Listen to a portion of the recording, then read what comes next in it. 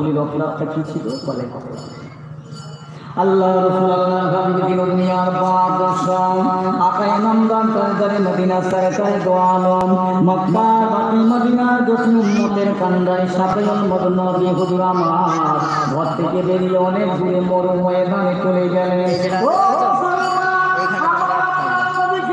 সে পানি পাথর পাহাড় সুফলা কিচ্ছু না ওই দেশে রাসূলুল্লাহকে পাঠালেন আমার রাসূলুল্লাহ ঘর থেকে বেরিয়ে হেঁটে হেঁটে হেঁটে হেঁটে এক মক্কার মরুভূমি ফাঁকা জায়গায় পাহাড়ের নিকটে বসে সেজদায় মাথা রেখে কাঁদছে না আল্লাহ আমার উম্মতের উপায় কি হবে আমার আখির জামানার গুনাহগার উম্মতেরা সকালবেলা ইমানদার হবে সন্ধ্যাবেলা বেঈমান হবে সন্ধ্যাবেলা ইমানদার হবে সকালবেলা বেঈমান হবে আমার আপনার দুনিয়ার বাদশা হৃদয় মাতার যে কাঁদতে দিয়ে পানি গড়গড় করে চলে যাচ্ছে আবু জাহেলের দলেরা সঙ্গবন্ধুরা আমার রাসূলুল্লাহ কান্না দেখে আবু জাহেলের কাছে দাঁড়িয়ে বললেন ও বাদশা জাহানের নামদার আপনার ভাই তো মুহাম্মদ ওই ফাঁকা জায়গায় যেখানে জনমানব শূন্য সে জায়গায় মাথা রেখে কান্নাকাটি করছে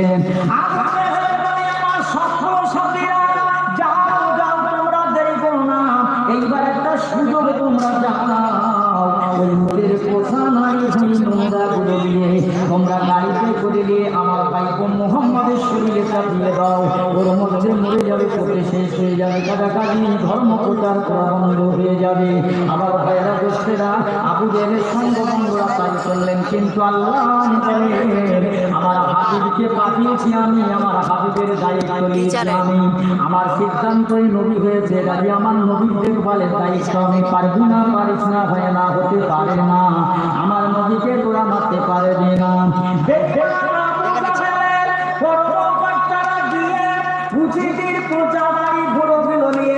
আমার রসুলের যেতে হচ্ছে মোবাইলকে সুগন্ধি বার হয় মাছি বসে না মশা বসে না রসুলের ছায়া জমিনে পড়ে না রসুলের গায়ে এই নদীর গায়ে নোংরা চাপা দিলেন ভাইয়েরা ওর গুরুরে আমার আল্লাহ নবী বলছেন মুসলমান ইমানদার আম্মা জান ফাতেমা রাদিয়াল্লাহু তাআলা রাসূলুল্লাহর কলিজার টুকরা জান্নাতের রানী ফাতেমা কেউ বলেছে রাসূলের বেটি তখন 7 বছর বয়স কেউ বলেছে 9 বছর আম্মা জান ফাতেমা বিশ্বনবী আব্বা জানকে তালাশ করতেন কোথাও পায় না মরুভূমি মাকারি ঘুরে ঘুরে ঘুরে ঘুরে ঘুরে সামনে দিকে বাড়ান দেখতে পাওয়া গেল উঠের পচা নোংরা নারী বুড়ি নাপা কুড়ির ভিতরে আমার রাসূলুল্লাহর গলার কণ্ঠস্বর বেটিটা বুঝতে পেরেছে আল্লাহ আমার আব্বা জানের কণ্ঠস্বরের ভিতরে কারা এমন করলো আর আমার আব্বার প্রতি এমন অত্যাচার করলো আম্মা জান ফাতেমা ওইগুলো ঠেলতে লেগেছেন আব্বাকে উদ্ধার করার জন্য কিন্তু পারবে না অনেক ভারী অনেক ওজন ফাতেমা শেষ পর্যন্ত ছেলে দেবে না সরাতে দেবে আব্বা না বার করতে পেরে ওই সময় আল্লাহ পাক রব্বুল আলামিনের দরবারে ফাতেমা বলছেন আল্লাহ পাক আপনি যাকে দুনিয়ায় পাঠালে পুরকায় না হতো না আপনার বন্ধু হিসাবে জগতে পাঠালেন আর আজকের একদল মানুষ আপনার বন্ধুকে অত্যাচার করবে ও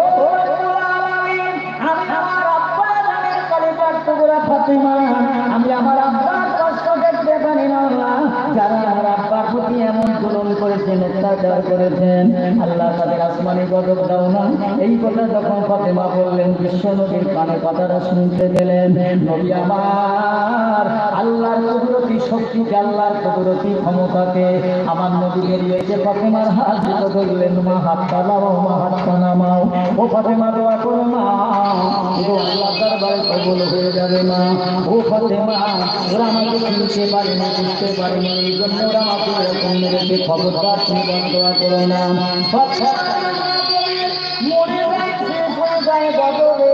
আমি রাসূলুল্লাহ তাহলে কি করব ইসলামের প্রচার কোথায় করব দ্বীনের প্রদীপ কোথায় জ্বালাবো ও ফাতেমা এসো আমাকে চেনে না জানে না বোঝে না এসো এসো আমরা দুর্বারকে মিলে দোয়া চাই আল্লাহ যেন ওদের হেদায়েত দান করে জোরে বলুন সুবহানাল্লাহ নবীর কত মায়া আজ মুসলমানের সময় আমি গাছ কাটছে পুরুল, গাছ বলছে পুরুল আমি তোর কাছে কি অপরাধ করেছি আমার কাটছি? বলছে ভাই মাফ করিস আমার, আমি কাটি না। তোর জাত ভাই আমার পিছনে বিশাল সহযোগিতা করেছে। ও জাত ভাই কি বলেন তো? পুরুলির মা। আমার পেয়ারা ভাইরা বেশি বলতে পারবো না। আল্লাহ নবীকে ফাতিমা জিজ্ঞাসা করলেন, আব্বা জান এমনটা কারা করেছে? আবু জেহেল। কেন? আব্বা আপনার অপরাধ থেকে? বাবা তোমার আব্বার অপরাধ কোনো দিন প্রচার করছে বলে। আব্বা ওটা বাদ দিলে হয় না? ও ফাতিমা না না ফাতিমা, আল্লাহ পাক আমাকে রহমাতাল লিল আলামিন করেছে, রহমতওয়ালা করেছে, দয়াওয়ালা করেছে। ইসলামের প্রতিনিধি হিসাবে আল্লাহ আমাকে পাঠিয়েছে, প্রসারের জন্য পাঠিয়েছে। ফাতিমা এটা আল্লাহ আমার দায়িত্ব দিয়েছে, ধৈর্য ধরতে হবে, সবল করতে হবে। হে মুসলমান, আমার নবী কারো কাছে লাঠি নিয়ে ধর্ম প্রচার করেনি, বন্দুক নিয়ে করেনি, তলোয়ার নিয়ে করেনি, বোম নিয়ে করেনি, কামান নিয়ে করেনি। আল্লাহ রাসূলুল্লাহ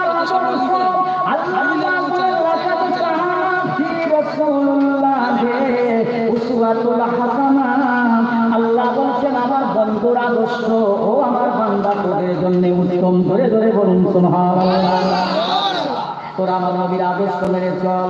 আমার নবী তলোয়ার মারেনি, লাঠি মারেনি, বন্দুক মারেনি, জোর করে ছেড়ে বলেনি ধর্ম প্রচার কর।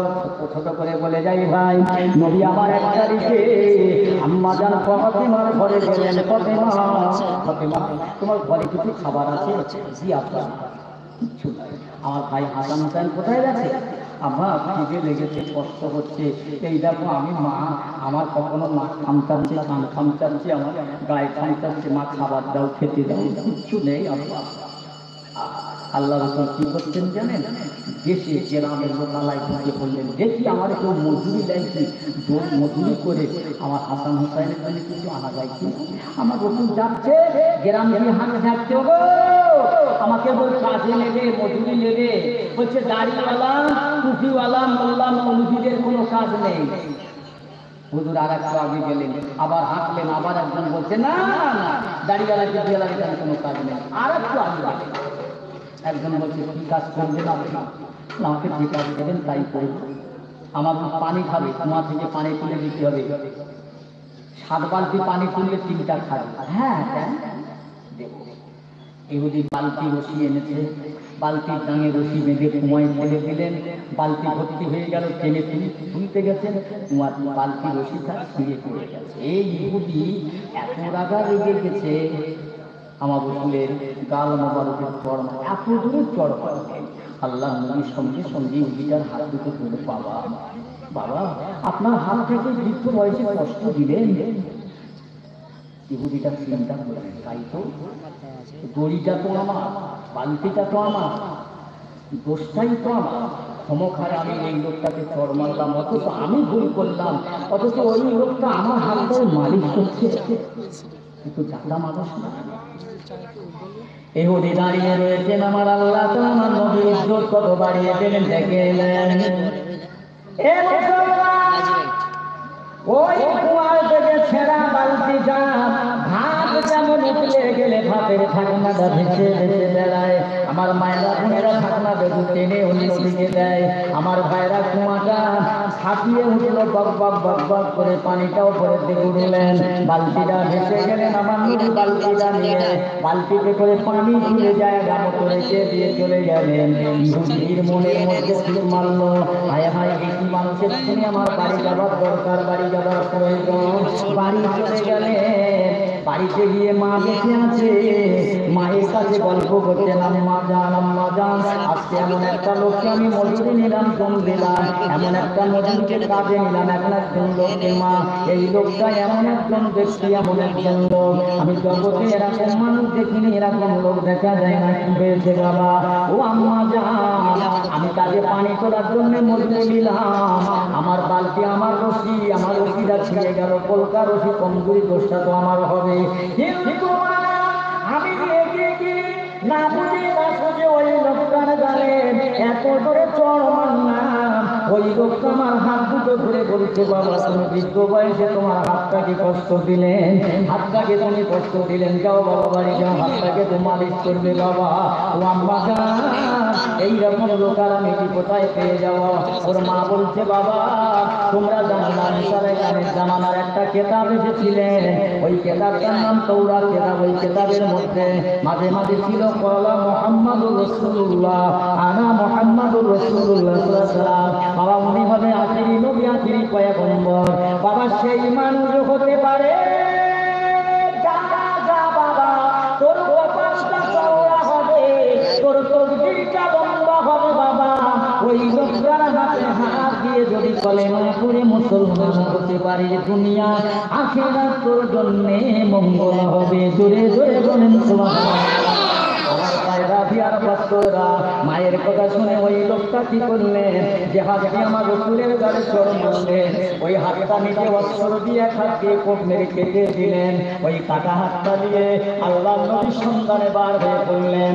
আল্লাহ নবীর বাড়ি যাবে, রাসূলুল্লাহর ঘরে যাবে। ও ভাইরা কিভাবে ইসলাম প্রচার হয়েছে, অবাক হয়ে যাবে। আমার রসুল কোনদিন বন্ধু গুলিয়ে লাঠি দিয়ে কারো জোর করে ধর্ম স্বীকার করাই মেরে বাপ। এইভাবে একটা একটা করে নবীর আদর্শের কথা যদি বলি বাবা, খবর হয়ে যাবে, কিন্তু বলা শেষ হবে না। বিশ্ব নবীর মহব্বতে ইহুদি যে হাতটা দিয়ে আমার রাসূলুল্লাহর গালে চড় মারলেন, ওই হাতটা কেটে দিয়ে আর যাচ্ছা বলছে, বাবারা আব্দুল্লাহর বেটা মুহাম্মদের বাড়িটা কোথায়, আমিনার বেটা মুহাম্মদের বাড়িটা কোথায়? তারা বলেন এইদিকে যান, এইদিকে যান, এইভাবে যান। ঠিক জায়গা মতো গিয়ে হাসিও বাবা মুহাম্মদ বাড়িতে আছে। আমার নবী সঙ্গে সঙ্গে বেরিয়ে আসলেন। মুহাম্মদ বলে কে ডাকলেন, বাবা কেবাতে বাড়ি আসো যে, বাবা কি হয়েছে তোমার, হুজুর একটু বেরিয়ে আসো। বেরিয়ে আসলেন, দেখলেন একটা হাত দিয়ে রক্ত বার হচ্ছে, হাতটা কাটা দিল। এভাবে হাতটা কাটলে কেন কি হয়েছে?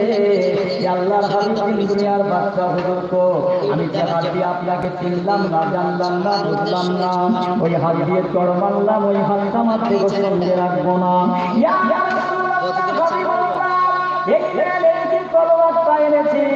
আমি আজকে আপনার সঙ্গে যা বেয়াদবি করলাম, আমার বেয়াদবি মাফ হবে কিনা? বলে, বাবা তুমি হাতটা কাটলে কেন? ইয়া রাসূলুল্লাহ, আপনার জানি হাতিয়ে চড় মারলাম, অপরাধটা তো আমার, ভুলটাই তো আমার, আপনার তো কোনো দোষ নাই। কিন্তু আপনার চড় মারার পরে আপনি যত দয়া দেখালেন, এত মায়া দেখালেন, এত ভালোবাসা দেখালেন, আমি থাকতে পারলাম না, এই হাতটা কেটে ফেললাম। জানি আমার মা আছে কিনা? হ্যাঁ বাবা মা আছে। যাও বাবা তোমার কাটা হাতটা আনো। না না, ওই হাতটা আমি আমার শরীরের সঙ্গে রাখবো না। বাবা যাও, চলে যাও, তোমাকে দুনিয়ার মানুষ প্রতিবন্ধী বলবে, বুড়ো বলবে, খোলা বলবে, বাবা এইটা হবে না। ইয়া রাসূলুল্লাহ, আমি জন্মাই করেছি, আমার মা আছে কিনা বলুন বলুন। হ্যাঁ বাবা মা আছে, তোমাকে যাও যাও, তোমার হাতটা নিয়ে তো। ইহুদি ঘুরে গিয়ে দৌড়ে গিয়ে হাতটা নিয়ে আসলেন। ওই হাতটার সঙ্গে কাটা হাতটা আমার দয়ার নবীকে দুনিয়ার বাচ্চা গালের লালা দিয়ে ফুটু দিয়ে বসে দিয়ে হাতটা হাতের সঙ্গে লাগিয়ে দিলেন। জনমের মতো হাতটা দিয়ে গেলেন। জোরে বলুন সুবহানাল্লাহ। চলে গেলেন ভাইরা, ওই লোকটা ইতিহাসে লিখছে, ওই হাত অন্য হাত আমার যন্ত্রণা হয় কনকন করে, কিন্তু যে হাতটা আমার নবী ধুয়ে দিয়েছিল, ওই হাতটায় কোনোদিন যন্ত্রণা হয় না। একবার বলুন সুবহানাল্লাহ।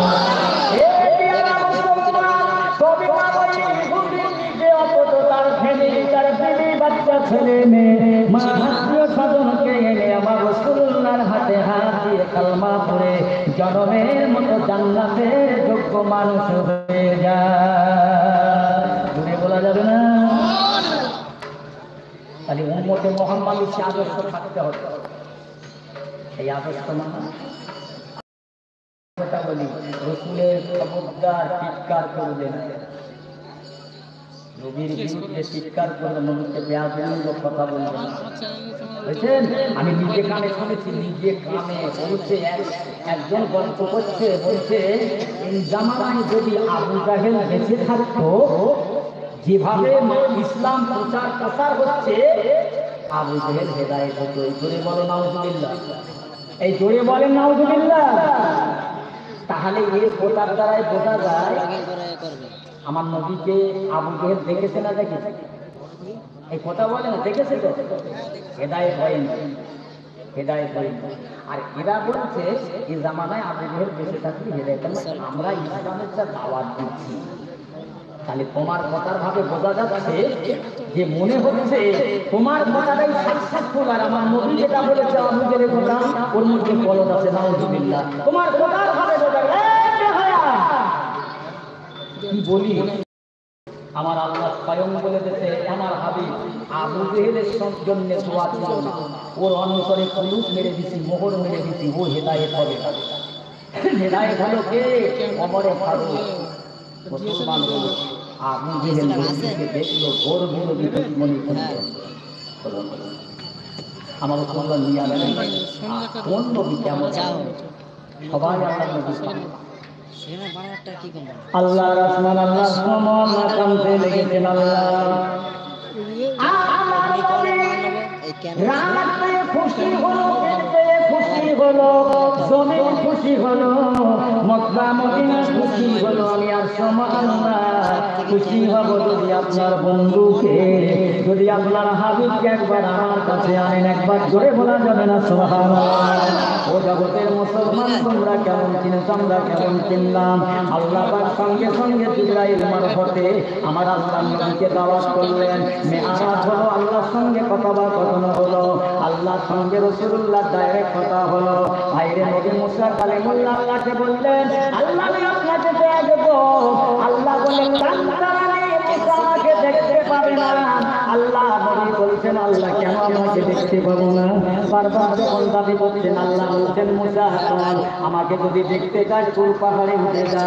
আল্লাহ নবী তুর পাহাড়ে মুসা আলাইহিস সালাম উঠে আল্লাহ নবী যাচ্ছেন। মুসা আলাইহিস সালামের বিবি জিজ্ঞাসা করছেন, হুজুর কোথায় যাবেন? বিবি গো আল্লাহকে দেখবো, আল্লাহকে দেখবো। বিবি বলছেন, হুজুর যান যান, যে চোখে আপনি আল্লাহকে দেখবেন ওই চোখটা কাউকে দেখাবেন না, ওই আল্লাহ দেখা চোখটা আমি তোমার বিবি দেখবো সর্বপ্রথম। নবী মুসা কালিমুল্লাহ গেলেন, তুর পাহাড়ে উঠছেন। আল্লাহ বলছে, মুসা জুতো দুটো খুলে ওঠো, আমি আল্লাহর সঙ্গে কথা বলবেন। জুতো দুটো খোলো খোলো। নবী মুসা জুতো দুটো খুলে রেখে উঠলেন। ওটার পরে আমার আল্লাহ তাআলাকে দেখার জন্য ৭০,০০০ পর্দার ভিতর থেকে নবী মুসা আল্লাহর নবী তাজাল্লু দেখে কি হলো, মুসা অজ্ঞান হলো, বিহুশ হয়ে গেল, জ্ঞান হারিয়ে ফেলল। পুর পাহাড় পুড়ে চলে গেল। আল্লাহর কাছে পুর পাহাড় কাঁদছেন, আল্লাহ পাক আপনি আপনার নবী মুসা কালিমুল্লাহ দুইজন প্রেমের খেলা খেলতে গিয়ে আমি পাহাড় পুড়ে গেলাম। আল্লাহ বলে পাহাড়ে অপমান হবে না, বেইজ্জতি হবে না, দুঃখ নিবি না, টাকা নিবি না। আমি আল্লাহ পাক পুর পাহাড় পুড়ে এমন একটা ইজ্জত দান করলাম, তুই আমার নূরে জ্বলে পুড়েছি। গোটা বিশ্বের মানুষ অন্য অন্য পাহাড়ে উঠবে, লাগাবে, বিয়াদবি করবে পাহাড়, আমি তোকে পুড়িয়ে দিই আমার নূরে। তুই সুরমা হয়ে গেলে জগতের মানুষ তোকে চোখের মনি করে রেখে দেবে। জোরে বলুন সুবহানাল্লাহ। আমার পেয়ারা ভাইয়েরা, আল্লাহ নবী যেখান থেকে উঠলেন আর সম আল্লাহ যেতে ওই জায়গায় ওযু করলেন, ফিরে এসে দেখছে নদীর পানি গড়াচ্ছে। এখনো এসে দেখছে দরজার শিকলটা খটখট করে নড়তেছে। এখনো এসে দেখছে যেখান থেকে হুজুর বসেছিল যে জায়গায় উঠে গেছে, ওখানে এখনো এসে দেখছে ওই জায়গাটা গরম। একটু জোরে বলা যাবে না সুবহানাল্লাহ? আচ্ছা, এইসব অবাস্তব কথা এখনকার ছেলেরা হয়তো বলবে, এই কথা কি অবাস্তব ঝুঁকি কথা। আমার আল্লাহ নবী যে যেদিন মেয়ারাজে গেছিলেন সেই রাতটা ছিল কত বছর জানেন? আপনাদের জানা আছে তো? সেই রাতটা ছিল ২৭ বছর। বলবেন না? ২৭ বছর মেয়ারাজ হলো। কোনো নবীকে আল্লাহ আসমানে ডাকে, সব খুশি, জমিন খুশি, রাত খুশি, দিন খুশি, গোটা বিশ্ব জগৎ খুশি। মানুষ আমার নবীকে পেয়ে খুশি হলো না, এটাই বড় আফসোস, এটাই বড় দুঃখ। আর সব মহল্লা খুশি, মানুষ খুশি হলো না। বুঝলেন? আল্লাহর নবীকে পেতে কাকে ধরতে হবে? আল্লাহর ওলিদের। আল্লাহর ওলিদের পেলে আল্লাহর নবীকে পাওয়া যাবে, আল্লাহর নবীকে পেলে আল্লাহকে পাওয়া যাবে। আল্লাহর নবীকে চিনতে গেলে আল্লাহর ওলিকে ধরো, আল্লাহকে চিনতে আল্লাহর নবীকে ধরো। ধরে বলুন সুবহানাল্লাহ। একজন লোক বলছে আমরা ডাইরেক্ট, একদম ডাইরেক্ট আল্লাহর কাছে সম্ভব, বুঝেছেন না? এখন আমি কলকাতায় গেছি, কলকাতা শিয়ালদায় থেকে টিকিট কাটছি, দাও আমার একটা হরিয়ারপুর একটা টিকিট দাও।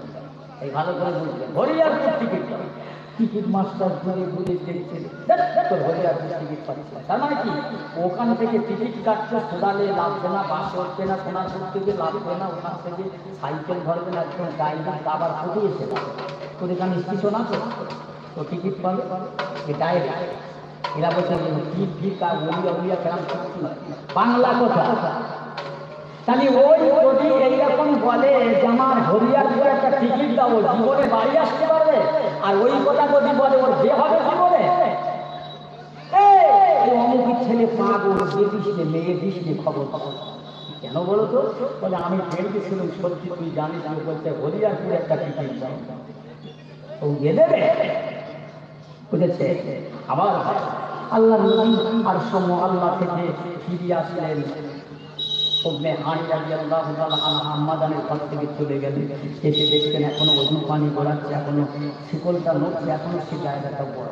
সকালবেলা বসে আছে, কথাটা পাস হয়ে গেল, কেটে গেল। আবু জেহেল বলছে আমার ভাইপো মোহাম্মদের মাথাটা একটু ভালো ছিল, এখন দেখি পুরো খারাপ, পুরো পাল্টা। তো হতে পারে জমিন থেকে প্রথম আসমান পর্যন্ত পৌঁছাতে, বিজ্ঞানীরা গবেষণা করে বলছে জমিন থেকে প্রথম আসমান পৌঁছাতে গেলে একটা প্রক্রিয়ার ঘোড়া 3/24 ঘন্টা যদি ছোটানো যায়, বলছে 5000 বছর যাবে, তবু ওই প্রথম আসমানের মাজা পর্যন্ত যাবে না। জুড়ে বলুন সুবহানাল্লাহ। আর এরা বলছে মুহাম্মদ 7 তবক আসমান ভেদ করে আরশ মুআল্লায় গেছে, এটা কি বাস্তব সত্য? মানুষ চিৎকার করছে, অনিতা করছে, ব্যঙ্গ করছে, ঠাট্টা করছে, তিরস্কার করছে আমার নবীকে। আবু জেহেল আবু বকরের কাছে গেছে, আবু বকর শুনেছো কি? বলেছে তোমাদের মুহাম্মদ খুব ভালো ছিল, বলেছে সে নাকি আরশ মুআল্লায় গেছে, শেষ আসমান পর্যন্ত, জেরা জেরা গেছে, আবার দুনিয়া ফিরে এসেছে তোমাদের মুহাম্মদ বলে উনি যাবো। আবু বকর সিদ্দিক রাদিয়াল্লাহু আনহু গেলেন, আল্লাহর নবীর কাছে দরবারে গেলেন। যাওয়ার পরে বলছে হুজুর আপনি কি এই করে? বলে হ্যাঁ, আমার আল্লাহ নবীর সাথে আবু বকর এক কথায় নবীকে এত ভালোবেসেছিলেন, অনেক কথা। এখন এই কথা বাস্তব হয়ে গেল মক্কার বাজারে, যে মুহাম্মদ 7 তবক আসমান তয় করেছে। কিছু লোক বলে এটা বাস্তব না, এটা অযৌক্তিক, এটা অবাস্তব, হয় না, হতে পারে না। এক ইহুদি মাছ কিনে বাজারে, বাড়ি এসে তার বিবির কাছে মাছটা দিয়ে বলছে মাছটা কত? বলে আজ একটা অযৌক্তিক ঘটনার খবর শুনেছি। বলে কি? বলেছে আব্দুল্লাহর বেটা মুহাম্মদ 7 তবক আসমান তয় করে আরশ মুআল্লায় গিয়েছে, আবার এসেছে, এরা ফিরে গেছে, ইরা ফিরে এসেছে, এটা কি মানা যায়? ইহুদির বিবি বলছে যাও যাও, তুমি তোমার কাজ। ইহুদি গোসল করতে গেছে, গোসল করতে গিয়ে লুঙ্গিটা উপরে রেখে, আল্লাহ কিভাবে দেখানো দেখেন না, লুঙ্গিটা উপরে রেখে দুধ মেরে উঠে দেখছে ও সেটা পুরুষ নেই, একদম বাস্তবে একটা নারী সুন্দরী দুর্গতি হয়ে গেল। এখন ওই যে দরিয়ায় গোসল করছিল, সওদাগর এক জাহাজ নিয়ে যাচ্ছিল, চেহারা দেখে ওকে জাহাজে তুলে নিয়ে ওর বাড়ি নিয়ে বিয়ে করলো, 7 বছর সংসার করলো, 3টে ছেলে মেয়ে হলো। হবার পরে আবার একদিন কলসি নিয়ে ডাবস নিয়ে পানি আনতে এসছে, গোসল করতে এসছে, অবস্থা তুলে উপরে তুলে রেখে ঘুম মেরে উঠে দেখছে আর নারী নেই, মেয়ে ছেলে নেই, সেই ইহুদিটা বেটা ছেলে হয়ে গেছে। জুড়ে বলুন সুবহানাল্লাহ। বাস্তব কথা বলছি, আলেমদের যোগ্য আলেমদের কাছে শোনাবেন, কেতাব লিখতে পারিনি, যারা দেখেছে তারা। একটা সুন্দর বেটা ছিল, সে দাঁড়িয়ে সেই লুঙ্গি পায়, ও বাবা গিয়ে দেখছে না ওর বউ এখন আছে মাসের নিজা ফেলবার সময় পায়নি। জোরে বলা যাবে না, এই একটু জোরে বলেন না। কত বছর গেল? 7 বছর। এসে দেখছে মাসের খান করছে, কি করছে এখনো সেই এখনো, মানে তুমি তো সবই মাত্র গেছে, এখন 2 মিনিট হয়ে বাবা। ইহুদির মাথা খারাপ, মিনিট হয়ে তাড়াতাড়ি করে বলছে যে শোনো শোনো মাথা মাথা কি হয়েছে, চলো চলো ব্যাপারটা। ও আমার দেবী শোনো, চলো দেরি করো না। আজকে যদি তোমার কাছে 7টা বছর 2 মিনিটই হয়ে যায়, আমি আর সহ্য করতে পারবো না। দিদি তোমাকে কি বোঝাবো? আমি যে তোমার কাছে মাছ করতে দিয়ে গোসল করতে গেলাম, গোসল করে ডুব মেরে পানির তলায় থেকে উঠে দেখছি আমি একজন সুন্দরী যুবতী মহিলা,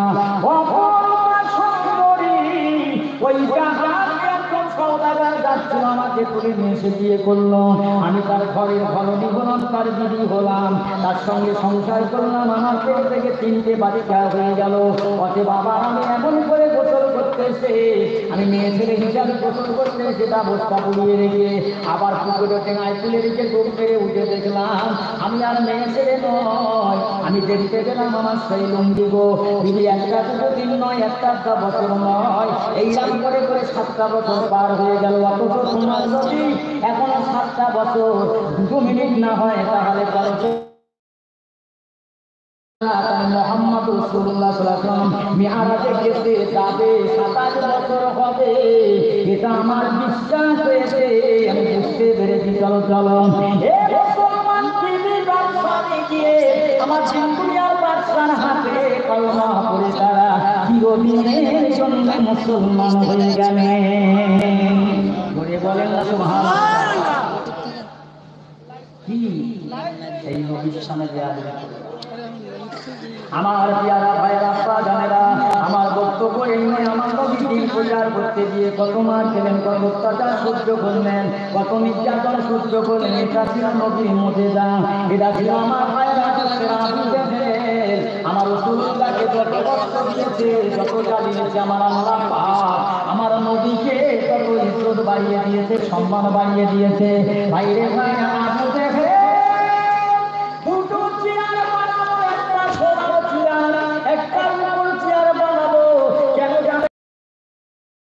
মালিক বিদেশি গুন্ডা ভাড়া করেছে, আমার নবীকে মেরে দেবে, রাসূলকে মেরে দেবে, মুহাম্মদকে মারতে পারলে ইসলাম শেষ হয়ে যাবে। ভাড়াকে গুন্ডা ঠিক করেছে যার নাম হাবিব বিন মালিক। আমার ভাইরা আবু জেহেল উপর চেয়ারে বসলেন, হাবিব বিন মালিককে সোনার চেয়ারে বসালেন।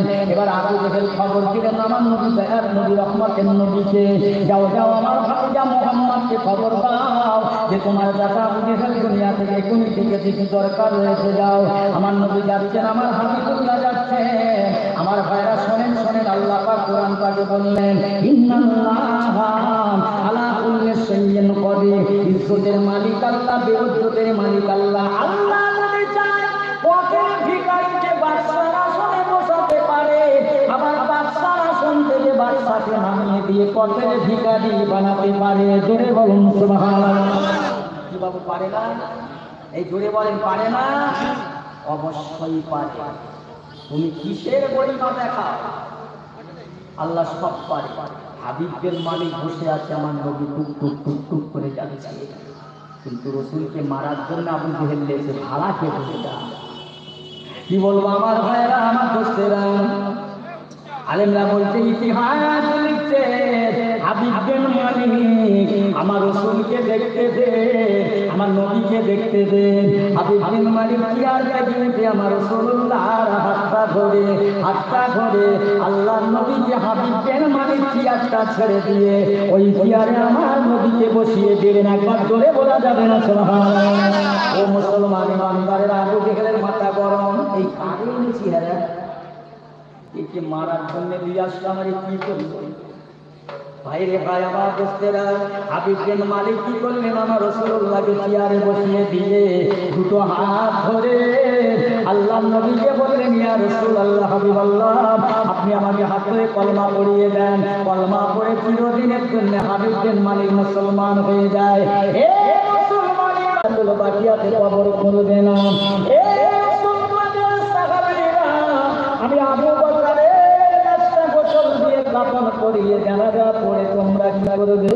আল্লাহর নবীর দরবারের গেটের সামনে রেখে দিয়ে তোমরা সালাম দিয়ে বলবে, ইয়া রাসূলুল্লাহ, ইয়া হাবিবাল্লাহ, আপনার সাহাবী আবু বকর যে সাহাবী মদিনা যাওয়ার সঙ্গী হয়েছিল, যে সাহাবী আবু বকর আপনাকে আপনার চাইতে, আপনার আবু বকরের জানের চাইতে আপনাকে ভালোবেসেছিল, ইয়া রাসূলুল্লাহ, হাবিবাল্লাহ, সেই আবু বকর তার মনের আশা, তার মনের তামান্না, ইয়া রাসূলুল্লাহ, ওই মাজারের ভেতরে থাকতে চায় ও সাহাবীরা রাসূলকে বলে খবরদার তোমরা মাজারের গেটটা খুলবে না, যদি আল্লাহর তরফ থেকে খোলা হয় কিংবা রসুলের হাত মোবারক দিয়ে খুলে দেয় তবে না তোমরা ওর ভিতরে আমাদের কবর তৈরি করো, তার আগে খবরদার নইলে তোমরা জান্নাতুল বাকিয়াতে দাফন করো। শুনুন শুনুন আল্লাহর নবীর সঙ্গে তাদের কি যোগাযোগ, তাদের কি সম্পর্ক বাবা জানেন? আবু বকর হুজুরের বেকার হলেন, কাপড় করে গোসল দিলেন, কাপড় পরালেন, জানাজা করে রাসূলুল্লাহর গেটে মাজারের গেটে আবু বকর দুনিয়াতে আর নাই, বড্ড আশা বড্ড মনের তামান্না আপনার পাশে থাকতে চায়। আবু বকর বড্ড কবরে ভয় করে, বকর বড্ড কবরে ভয় করে। ইয়া রাসূলুল্লাহ যদি আপনি হুকুম দেন, যদি আপনি ইজাজত দেন আমার নবী হায়াতের নবী জিন্দা নবী মুসলমান আমার নবী ইসলাম করে বলতে বলতে সাহাবারা দেখতে পাবেন আমার রাসূলুল্লাহ মাজারের গেটটা খুলে যায়। জোরে বলুন চিল্লে বলেন গেটটা যখন খুলে গেল ভাইরা আমার বসলেন আমার আব্বা জানেরা আবু বকরের জন্য মাজারের মধ্যে আবু রাসূলুল্লাহর কাছে কবর খনন করা হলো, কবর তৈরি করা হলো। সাহাবা হুজুরের লাশটা কবর দেওয়া হবে। আমার নবী পাক সাল্লাল্লাহু আলাইহি ওয়াসাল্লাম বলতে আমরা সাহাবারা আবু বকর ছিল আমার দুনিয়ার সঙ্গী, দুনিয়ার সাথী, দুনিয়ার বন্ধু। আবু বকর আমার দুনিয়ার সঙ্গী ছিল, দাও দাও আমার দুনিয়ার বন্ধুকে, দুনিয়ার সাথীকে আমি রাসূলুল্লাহ আমার আখিরাতের বন্ধু হিসাবে আমার পাশে থাকবে। জোরে বলা যাবে না সুবহানাল্লাহ। এ মুসলমান কত সম্পর্ক তাদের সঙ্গে ছিল, কত ভালোবাসা তাদের সাথে ছিল। দরুদ আল্লাহুম্মা সাল্লি আলা সাইয়্যিদিনা মাওলানা মুহাম্মদ ওয়া আলি সাইয়্যিদিনা মাওলানা আহারে দয়াল নবী কোথায় গেলে আমাদেরকে ফেলিয়া, আপনি ছাড়া কি লাভ হবে এই নোংরা দেশে বাসিয়া। আল্লাহুম্মা সাল্লি আলা সাইয়্যিদিনা ওয়া আলা আলি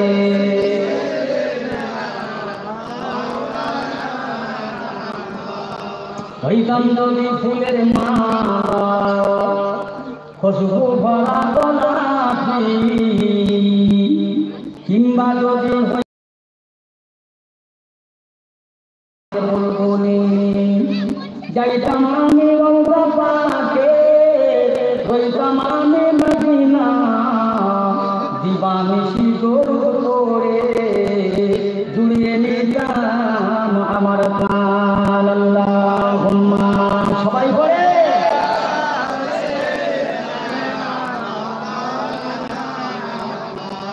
ওয়া আলা আলি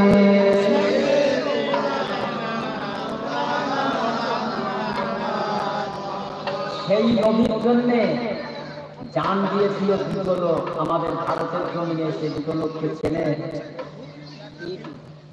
আমির হামজা খান শহীদ, আব্দুল্লাহ খান শহীদ। কবে জানেন? রঙ্গিলা রসুল বলে একটা বই ছাপিয়েছিল এই ভারতের একজন সিনেমা হল মালিক।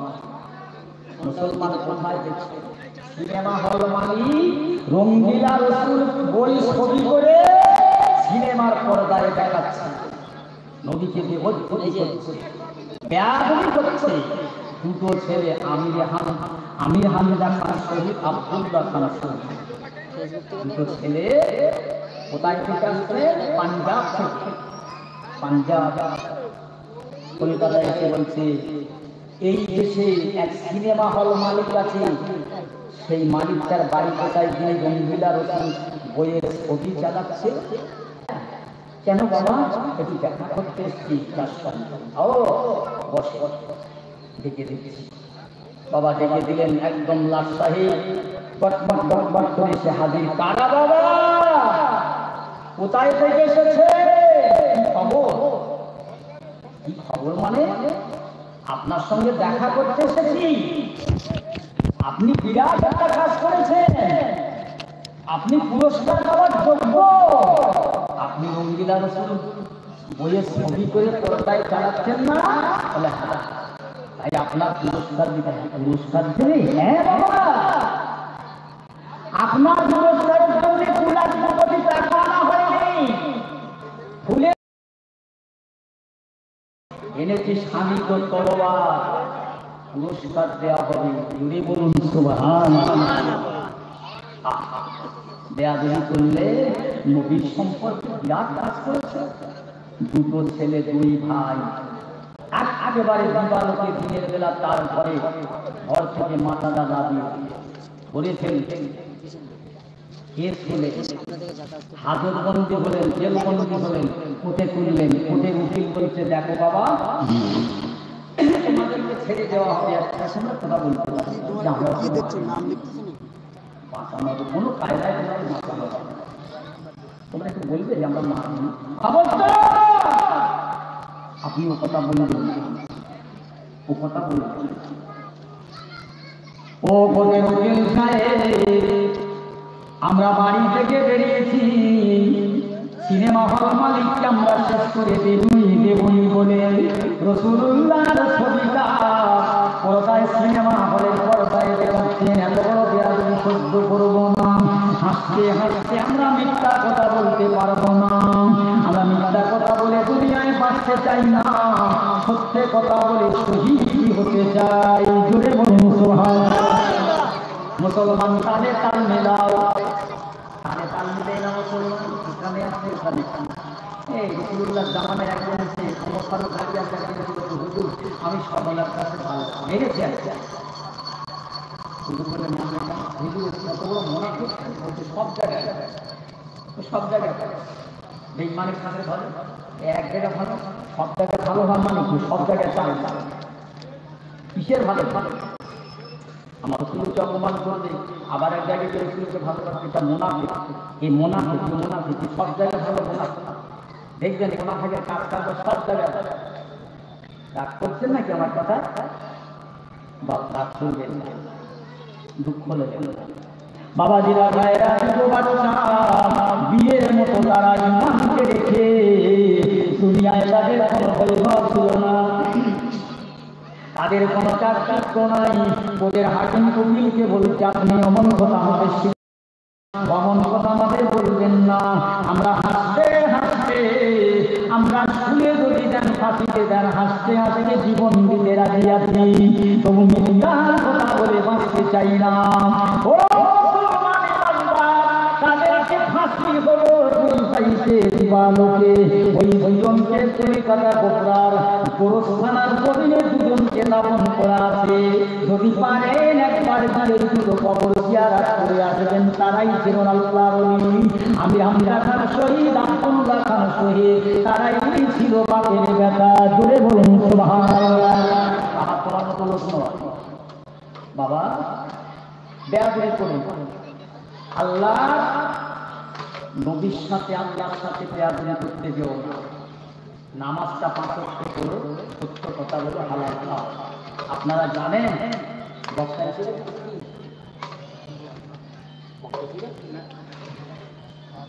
আমার ভাইরা দেশরা কথা ও হুঁশিয়ার। কিয়ামত পর্যন্ত আল্লাহ নবী বলেছেন, কিয়ামতের আগ পর্যন্ত 30 জন মিথ্যে নবী দাবি করবে, মিথ্যা কথা। আমি সেদিন শুনছিলাম সিরাজ সাহেবের মুখে, বলে বাবা 28 জন এই মধ্যে শেষ হয়ে গেল, নবী দাবি করা 28 জন শেষ, বাকি 2 এই 30 জন নবুয়াত দাবি করা শেষ হবে, কিয়ামত এসে যাবে। তাহলে কিয়ামত খুব ঘেঁষাঘেঁষি বাবা, দেখতে পান না? মানিব লোকের মান আছে, যোগ্য লোকের আর যোগ্য দিচ্ছে। আল্লাহ রাসূল আজ থেকে 1000-2000 বছর আগে বলেছে, মানিব লোকের মান যাবে, অমানির মান হবে। লেখাপড়া যারা জানে না তাদের হাতে প্রতিষ্ঠান চলে যাবে, লিখতে পারবে না, বিচার তোমরা কলম ভেঙে দেবে, সে হবে দেশের প্রতিষ্ঠান। কেন না ও 3 বাড়ি না 2 চালাতে পারবে বাবা। মসজিদ হয়েছে নতুন, মসজিদ কমিটি হবে, ক্যাশিয়ার হবে, সভাপতি হবে, সেক্রেটারি হবে, তা বসে মিটিং হচ্ছে, মিটিং আর সবাই ভেবে বলছেন পরিবর্তিকে দেন সেক্রেটারিটা, পরিবর্তন তো লিখতে দেন। সবাই বলছে আপনাকে সেক্রেটারি করা হবে, আপনি একটা কথা বলেন। সে তখন বলছে, মাননীয় সভাপতি, উপস্থিত মন্ডলী, আজকে আমার এই গ্রামের মসজিদের সেক্রেটারি করেছে, আমি শুনে গর্ববতী হচ্ছি। লোক বলে, যাও যাও, তুমি বাচ্চারা হয়ে দিয়েছো, তারপর তোমাকে সেক্রেটারি গর্ববতী হচ্ছি আমি, খুশি এটা না বলে গর্ববতী, মানে বাচ্চা মানে মুখগুলো কথাবার্তা দিস আছে কোথায় চলে গেছে। দাঁড়ান, আমার নবীকে সালাম করিয়া নবী সালাম।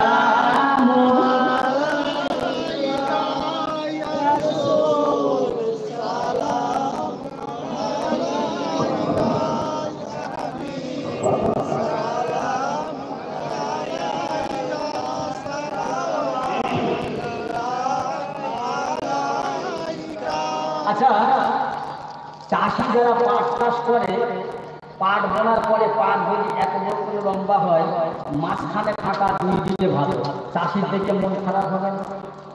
এখানে একটা ওখানে একটা চারা থাকেন, কি দাও চারা উঠে। তা আপনারা সালাম কিয়াম করছেন, দেখছি এখানে একটা ওখানে একটা ছিটকে চলছে, এখানে একটু এক জায়গায় হয়ে পড়ছে দাঁড়া দাঁড়া। সকলে ভাইয়া নবী সালাম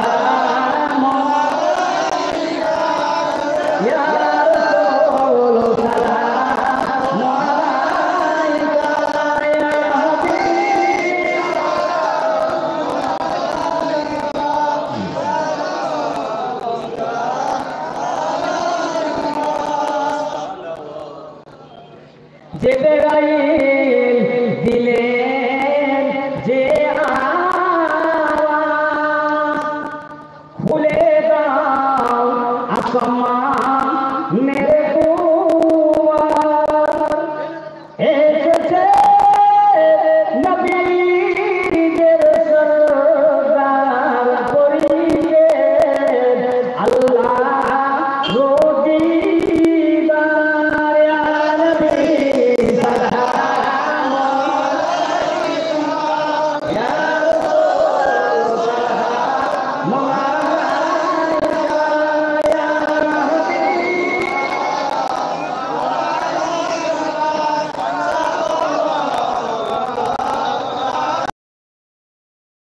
নবীনা হয়ে দুনিয়ায় হয়েছে না ফেরেশতা হয়েছে উম্মতে আপনার, তারপরে সালাম বেশুমার ইয়া নবী সালাম আলাইকা ইয়া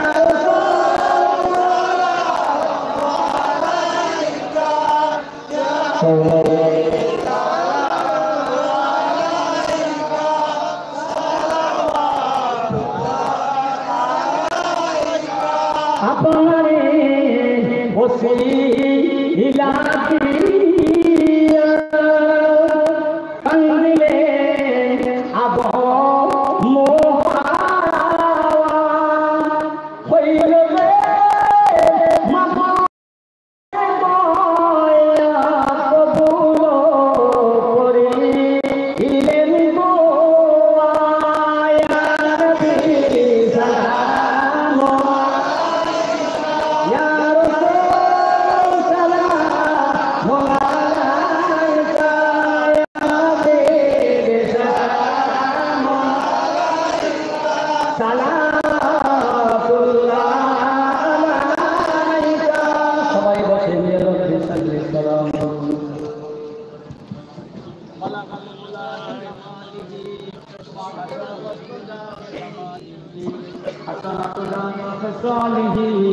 صلوا عليه وآله اللهم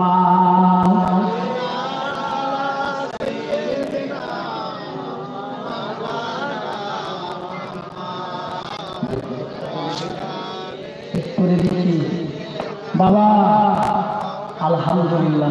ইনশাআল্লাহ যে কজন আছেন আপনারা নবী প্রেমিক আল্লাহ প্রেমিক দোয়া করি আল্লাহ আপনাদের দান করুন হেফাজত করুন। আমি যা যতটুকু বলি এই পর্যন্ত আমার কথায় আমার গলায় যদি আপনারা কষ্ট পান ব্যথা পান ছোট ভাই মনে করে সন্তান মনে করে আমাকে মাফ করবেন ক্ষমা করবেন আমার জন্য দোয়া করবেন। আমি দোয়া করি আল্লাহ পাক আমাদের সকলকে সোনা খোদার অপেক্ষা আমাদের বেশি বেশি আমল করার তৌফিক দান করুন আল্লাহুম্মা আমিন। ওয়া আখিরু দাওয়ানা আলহামদুলিল্লাহি রাব্বিল আলামিন।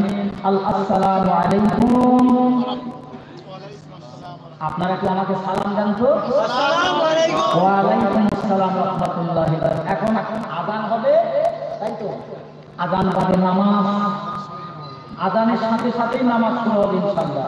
আর তারপরে পরে পরে বক্তা আপনারা সকলে যাদের ওযু আছে কাতার দেন দাঁড়িয়ে যান, যাদের ওযু নাই ওযু করে বাবা প্রত্যেকে নামাজ পড়ে অন্তত।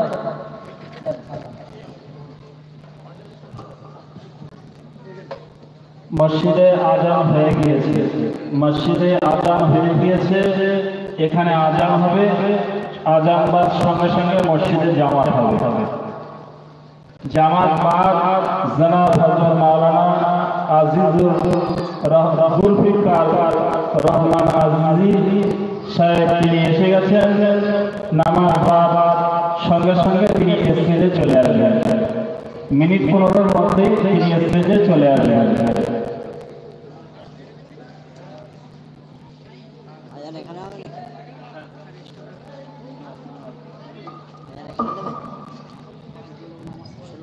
বন্ধ করে দেবো না চলবে।